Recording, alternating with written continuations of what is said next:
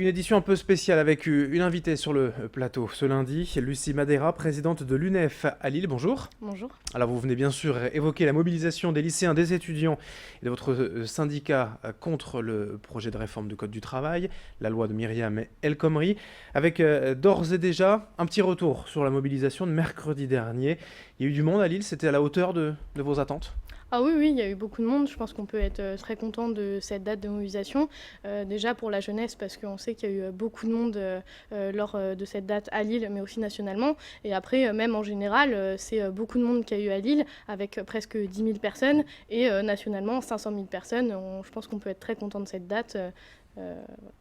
Alors en tout cas, on ne perd pas de temps du côté de l'UNEF, puisqu'il y a déjà une deuxième journée de mobilisation, un appel à la manifestation pour ce jeudi 17 mars. Voilà, il était important de tout de suite occuper l'espace public et médiatique. Oui, oui, c'est important de justement remettre à jour les différentes dates qui peuvent se passer. Voilà, le 9 mars a été une grande réussite, mais après, ça ne s'arrête pas là. Au contraire, le projet de loi n'a pas été retiré, et donc nous, on a aussi ce devoir de continuer la mobilisation, et donc de mettre vraiment des dates fixes, et donc le 17 mars. Parce qu'il y aura une prochaine date unifiée, en fait, si on peut dire, le 31 mars, avec tous les syndicats et l'UNEF également. Pourquoi, du coup, être un peu seul, finalement, lors de cette journée, pour montrer aussi que voilà, les jeunes sont mobilisés ? Alors, on ne sera pas seul, puisque le 17, il y aura aussi tous les syndicats professionnels. Mais après, le 17, ça a été une date qui a été très rapidement remise au goût du jour dans les différentes assemblées générales étudiantes. Mais non, il n'y aura pas que la jeunesse qui sera dans la rue le 17 mars, il y aura aussi tous les syndicats professionnels, tous les travailleurs qui sont aussi appelés à manifester. Et donc, on espère un chiffre encore plus important que le 9 mars, avec les jeunes, mais aussi les moins jeunes. Alors les jeunes lycéens étudiants se mobilisent donc contre cette fameuse loi. Vous avez des grosses journées en ce moment. La mobilisation passe par quoi ? Justement, rencontrer tous ces étudiants, leur expliquer un peu ce que vous reprochez au projet de loi lors d'Assemblée Générale, comme vous disiez ? Alors oui, on les rencontre, on prend le temps d'aller parler avec eux tout au long de la journée, avec des tracts, etc. Mais aussi les Assemblées Générales, c'est un moment de rencontre où là, c'est les étudiants aussi qui viennent eux-mêmes, où on discute de l'organisation des différentes dates. Il n'y a pas que les syndicats qui organisent cette date, et au contraire, il y a aussi beaucoup d'initiatives qui sont prises par les étudiants qui ne sont pas forcément dans des organisations. Et donc, eux viennent aussi tout au long de la journée, sur les temps de midi, pour préparer la mobilisation, préparer des pancartes, des affiches, et prévoir un peu l'organisation des différentes dates, du 17, du 31. Alors votre président national, le président de l'UNEF, a rencontré le gouvernement, notamment Manuel Valls, la semaine dernière. De cet entretien, qu'est-ce qu'il est ressorti finalement ? C'est un échec ? Alors, ce qu'il en est ressorti, c'est que le gouvernement est prêt à parler avec les organisations étudiantes, dont l'UNEF, mais par contre, elle n'est pas prête à discuter du projet de loi.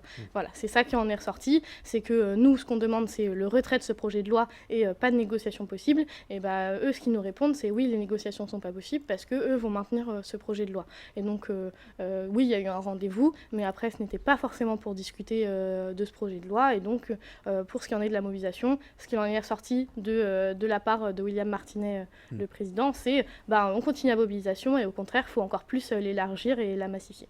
Alors on a l'impression quand même que ce projet de loi cristallise un peu la colère généralisée aujourd'hui, que ce soit des jeunes jusqu'aux retraités. Qu'est-ce que vous, syndicat UNEF, reprochez justement à ce projet de loi ? Alors, il y a 3 points vraiment principaux qu'on fait ressortir de ce projet de loi. C'est travailler plus, puisqu'on passe d'une limitation de 35 heures par semaine à 46 heures pour les salariés et jusqu'à 40 heures par semaine pour les apprentis, mais gagner moins, puisque les indemnités d'heures supplémentaires vont être baissées de 25% à 10%, et se faire licencier plus facilement, où là, c'est un salarié qui est dans une entreprise depuis moins de 2 ans. Il peut espérer, s'il subit un licenciement abusif, que 3 mois d'indemnité prud'homale au maximum, et un salarié le plus ancien jusqu'à 15 mois. Et donc ça va lancer en fait une politique de licenciement abusif, et dans les indemnités prud'homales une limitation. Et ça, voilà, c'est les 3 points vraiment qui nous gênent dans ce projet de loi. Ce qui est défendu en fait par le gouvernement, c'est la flexibilité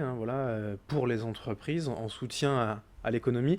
C'est un point que vous n'appréciez pas non plus, cette flexibilité, c'est pour vous plus de la précarité ? Oui, c'est ça, c'est vraiment, là, on donne de la précarité, que ce soit aux jeunes, mais même aux salariés, et c'est pour ça qu'aujourd'hui, on est autant dans la rue. C'est de la précarité pour tout le monde, de l'embauche qui ne va pas se faire, puisqu'en fait, là, c'est pas l'embauche qu'on donne, c'est vraiment une limitation des droits, et donc voilà.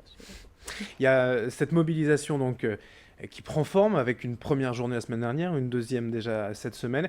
Vous pensez qu'elle sera suffisante? Voilà, il faut vraiment descendre dans la rue pour faire reculer le gouvernement. Ça avait été le cas la dernière fois avec le CPE. Faut une mobilisation pour faire pousser ce gouvernement? Ah bah oui, oui, là c'est vraiment ce qu'on voit aujourd'hui, même si aujourd'hui ce qu'on voit avec le rendez-vous de la semaine dernière, c'est que cette mobilisation n'a pas suffi. Peut-être que pour eux, 500 000 personnes, c'est pas assez, donc on remet au goût du jour les dates du 17 mars et du 31 pour que là, on passe de 500 000 à plus. Et peut-être que là, justement, le gouvernement se rendra compte que c'est pas juste les syndicats qui sont contre ce projet de loi, mais vraiment toute la population, puisqu'on est aussi rejoint par beaucoup de citoyens.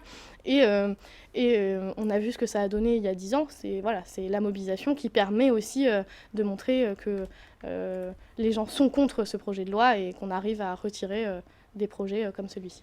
Eh bien, on ne manquera pas d'en reparler, bien évidemment, sur Grand Lille TV ici même. On suivra cette mobilisation ce jeudi 17 mars en France et bien sûr à Lille. Merci Lucie Madera, présidente de l'UNEF Lille, d'être venue nous parler de ce sujet ce matin. Merci à vous de nous avoir suivis sur Grand Lille TV. Dans un instant, l'information continue.